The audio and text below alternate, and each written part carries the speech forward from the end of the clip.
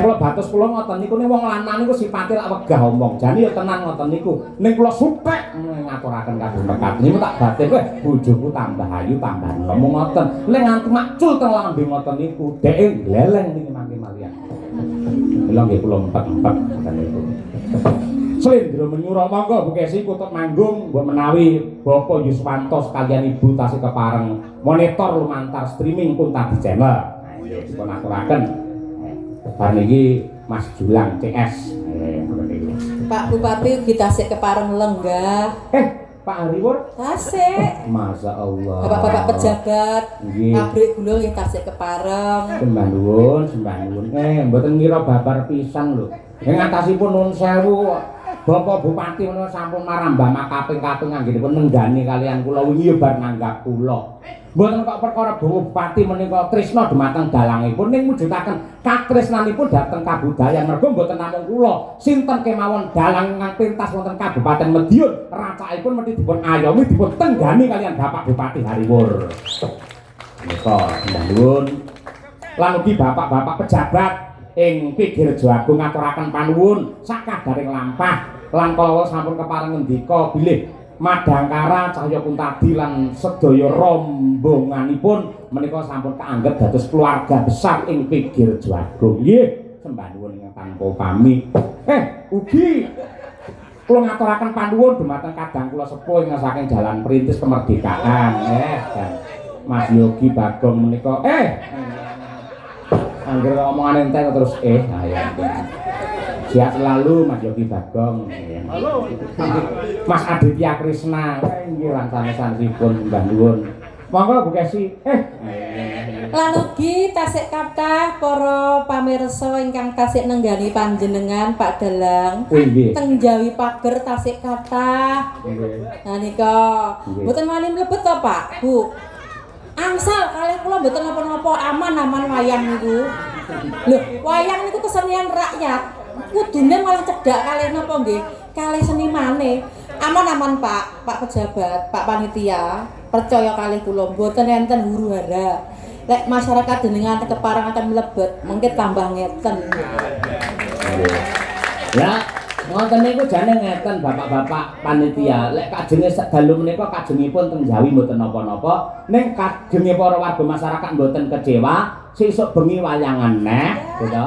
Penonton nih kon cedhek kalih panggung. Iya, nggih. Kuwi iso le. Oh iso terus iki pokoke bar iki. Ora senengane. Lah iya to. So awake dhewe iki kan Februari iki jan prai tanggapan sepi. Pak Bupati. Awas ngemis iki arep ngemis iki mesti. Pak, niki Februari ini kanca-kanca mboten tanggapan, Pak. Nggih, mengke rakyat kampisan niku teng Medion gamel sabu poso nggih, Pak. Pak Bupati batin ngono iki. Mane Februari lak badhe poso nggih kangge ngibadahke mawon Bu Kesi. Lho kan antar sebelum puasa. Wah, nekat iki njaluk. Lho, perane seorang istri ngeten iki Pak Dalang. Oh nggih, laras. Iya, no, aku ki ora mau matur kaya ngene jika perlu aku ki lho nang ngarep dadaku ki tak kei eblek, tak kalungi eblek. Dalang ngono lho Pak. Aku ya ider kaya bakul-bakul kae. Aja dikei eblek, angel diwaca Bu Kesi. Lah sing gawe eblek aku genah lurus. Lah kowe mending rada miring ngono sithik to malah. Lah maca ki angel. Kok saged? Lah, iki piye to? Iki eblek. Iya to. Lah wong lanang kan iso lurus ngene. Oh iya. Oh, itu kan aja ngene mesti. Oh, ini ganjile iki to? Alah, malah dicetakne. Yo, diaturake. Ayo, kaya apa? Kutut manggung. Ayo. Nek mungkin digilir lho nggih oleh sinden-sinden. Wah. Digilir ayo.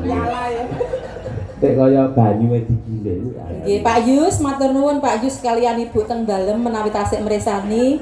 Kula kentuni kutut manggung, mugi saged srana panglipur lan ugi mugi-mugi simbah satim wonten kasuwargan. Mengke ayem tentrem mirengaken kutut manggung kula. Amin, ya kebal alamin. Ampun kutut manggung nganti teko swarga lho kok. Iya, no. Iya, ngono kuwi. Ngono kuwi.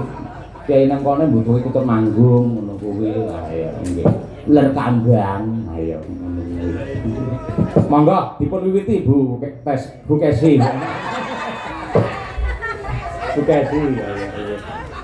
Monggo Bu.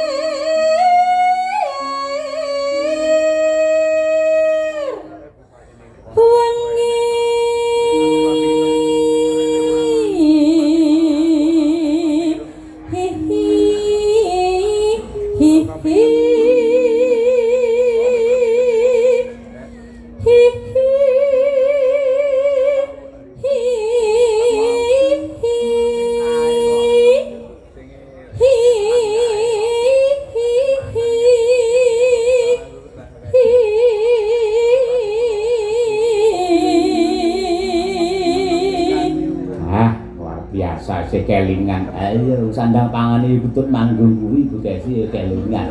Ayo nggih. Ugi ngaturaken panuwun dumateng Kakang kula yang sampun kangen sanget. Sapa le? Mas Arif Nglumer. Waduh, Mas. Menika Mbak Brigita pun kangen kalian jenengan. Nek mindhet kula tenggen Medion mriki mboten jenengan semplah jare semplah. Ayo nggih. Nggih. Suwale niku kaya sesek. Suwale. Suwale. Ibu.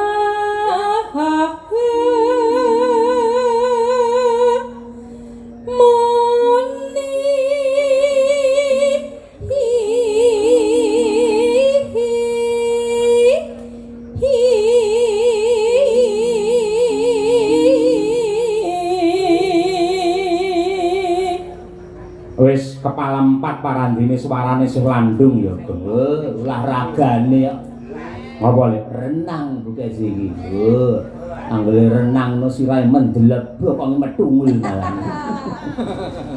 ayo iki pelakune kok ya kan Bu eneng pelang ha ha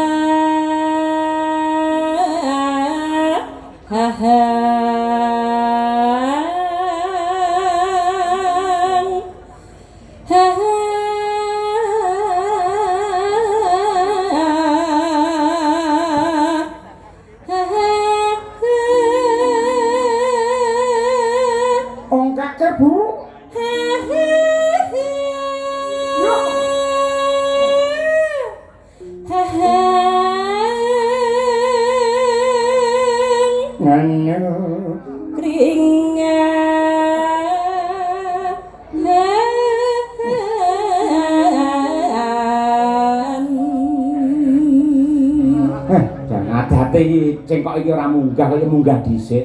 Lho mergo mambu iki berarti paringi. Wingi lak entuk panjur kok Pekalongan tak paringi Bu Kesi aja negatif to. Asosiamu. Asosiasi asosial. Mulai Bu.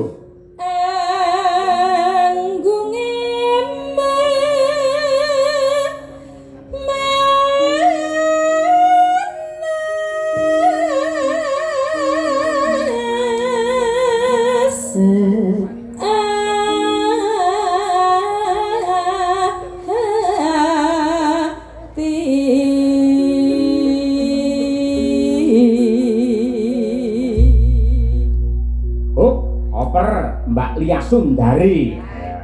Niki Yayi dik mah jan. Manggung Mbak Ndari. Cilek cara lor nih Mbak Eni lah iki kae. Hor, ayo.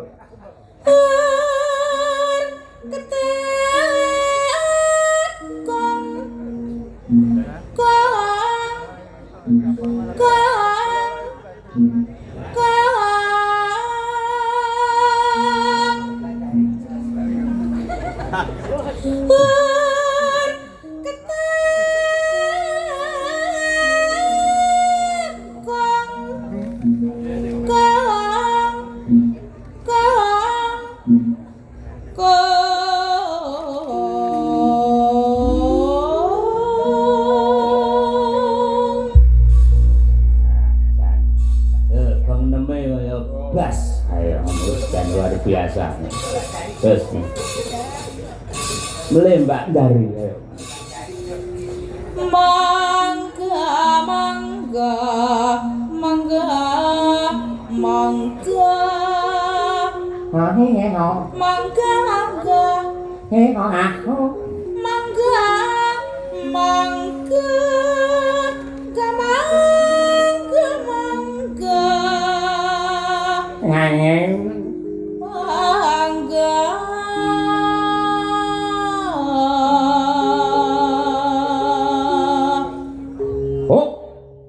Dokter Mbak Chandra Mulya, Mbak. Ratani gitu. Iki Mbok Ara. Ayo coba kaya apa? Ara iki lek Jawa ora. Ayo. Ora mbok.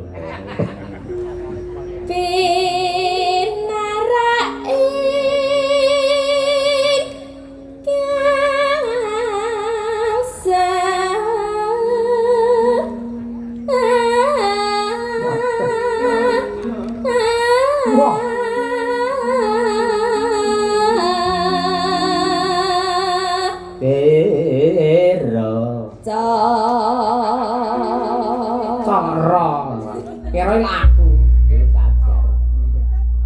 Kecok kira. Meraimu yo. Ye, nah Mbak Chandra. Pramitra.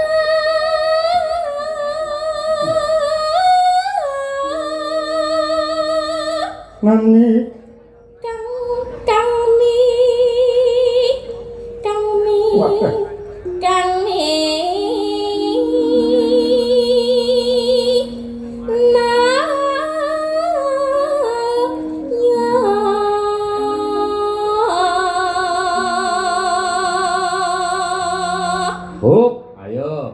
Bupati sik lenggah. Sugeng lenggahipun Bapak Bupati. Ngono Mbak Chandra. Sugeng lenggahipun Bapak Bupati sing ganteng dhewe. Wis ana kuwalak ditembuh lho ora. Lho, piyayene lak nggih bagus to Pak ya? Nggih, bagus lahir tekan batine. Nggih, ngono kuwi. Ya mlebu gending ya. Coba sindene gending saiki. Oh, sapa le? Sapa le? Mbak Munasirah coba kaya apa?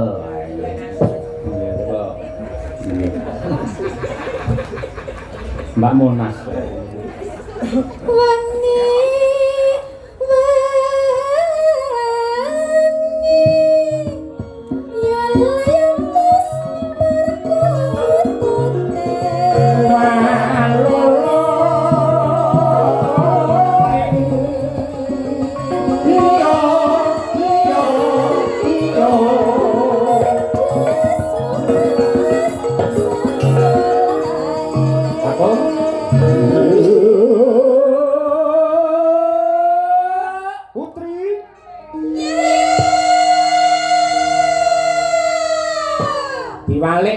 gosong sing yo putri sing yo kakung jiro lu yo kakos anu kakung ya sing lenggah sik eneng tasih kathah lho Pak nadyan teko adohan Pak mriki sing yo ngeten sinden sing yo sedaya para lenggah ingkang kersa yo ngoten niku kula dongaaken putra putrinipun soleh lan solekah yo niku sinden yo sedaya para pamirsa ya jiro lu yo penonton diwalik men ra gosong sing yo penonton sing yo sinden jiro lu ya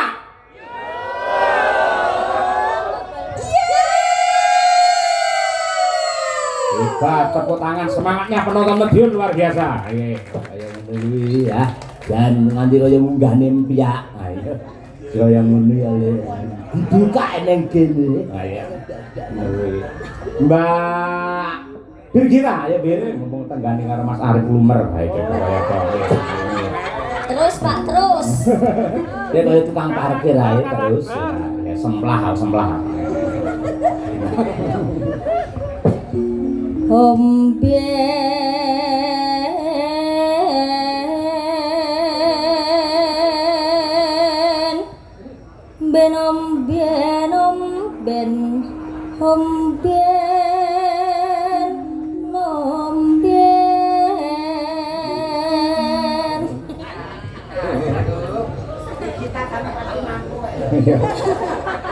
Ben. Gila. Aku tak masih Pak banyu khusus. Polane ngumun ae. Kutahne wedang malah wis wis. Pak sombene kutah, Pak. Ayo ngono firasat tok bir ngono ya. Ayo. Angger wedangi susu mili ngono berarti ya ayo. Ayo tegese polare kaya ngono. Wah, wis. Pancen dadi sinden kaya ngene rekasane. Wis sore kudu timpuh kaya ngono ora enteng. Ha iya. Mulane nek sinden jigang aja diseneni. Ayo ngono kuwi. Wis lek ngepel engko sik, lagi nyinden sik, ora malah ngepel ora. Marai mong bagianku omben ya, Pak. Nanti ombene kutah, Pak. Ah iya, kuwi jenenge temane pas kuwi. Ayo ngono kuwi. Sing jenenge gending sing apik bisa menyesuaikan dengan tema adegan. Ayo ngono kuwi. Gitu.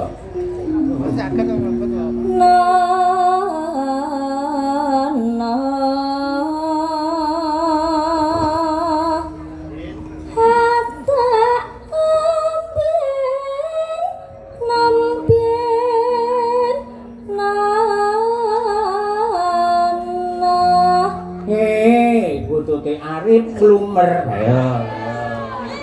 Angele sepiro to? Kutut. Kuwi lho.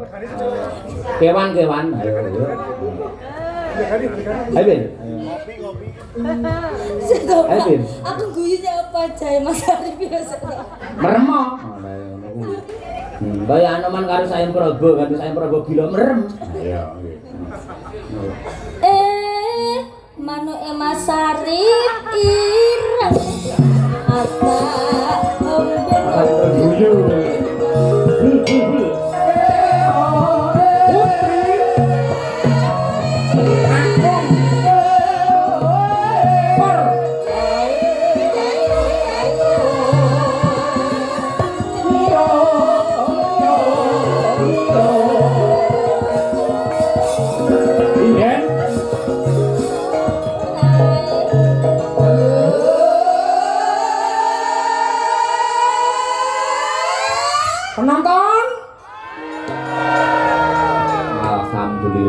mugi-mugi rezekinipun penonton kathah melimpah ruah, turah-turah.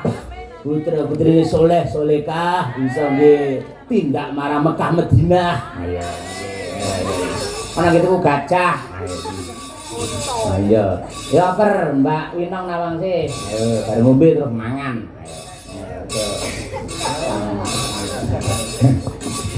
Nalai. Nong.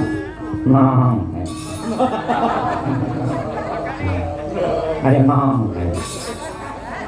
Pakan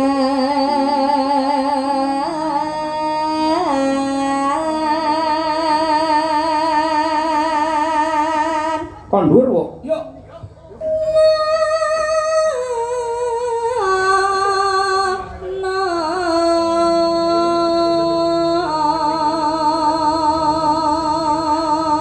Minir.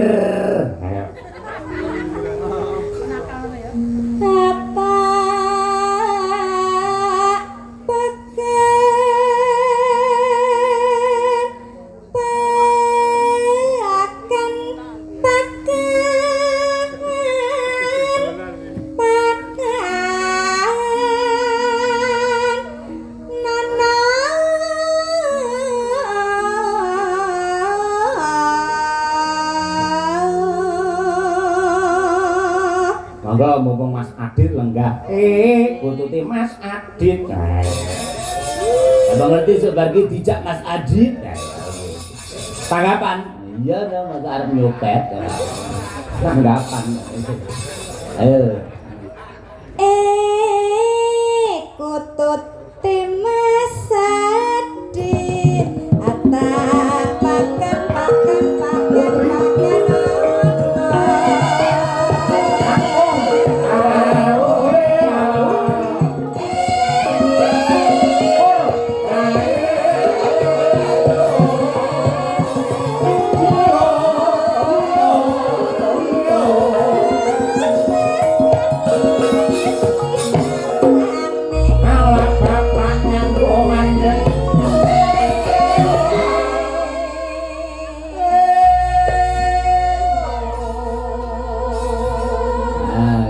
Penutup sinden khusus laler mengeng.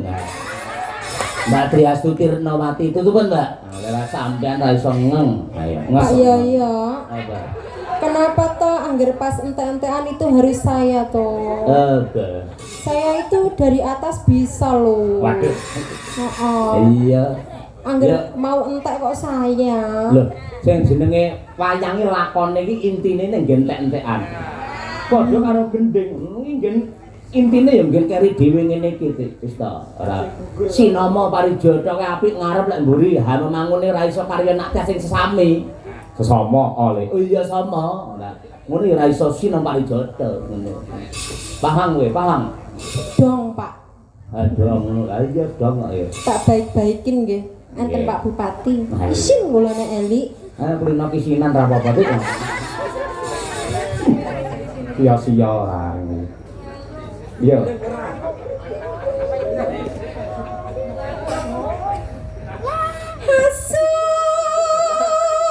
Apa kuwi? Apa nek aku manggung asu kerah lho? Enggak, Pak Yoyo belum selesai. Iya. Karena mulut saya tuh harus penyesuaian sama gendarnya Mas Dar. Iya, lama kan saya enggak sama Mas Dar tuh enggak berjumpa gitu. Jadi itu agak kikuk. Kikuk.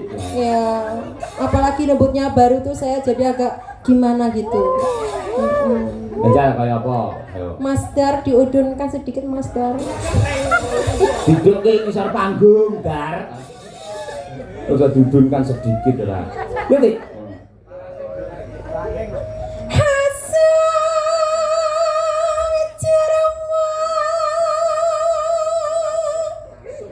Asu lah. Neno.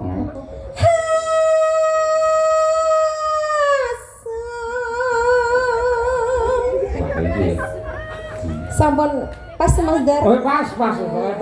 Mbok piye pas kok ya. Ikutin suara saya ya. Oh iya.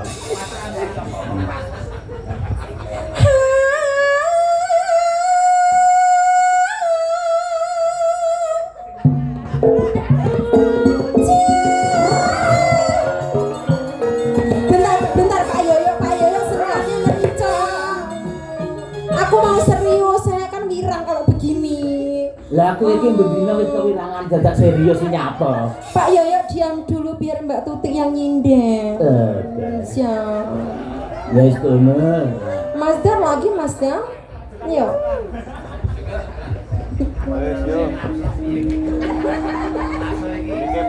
Oke.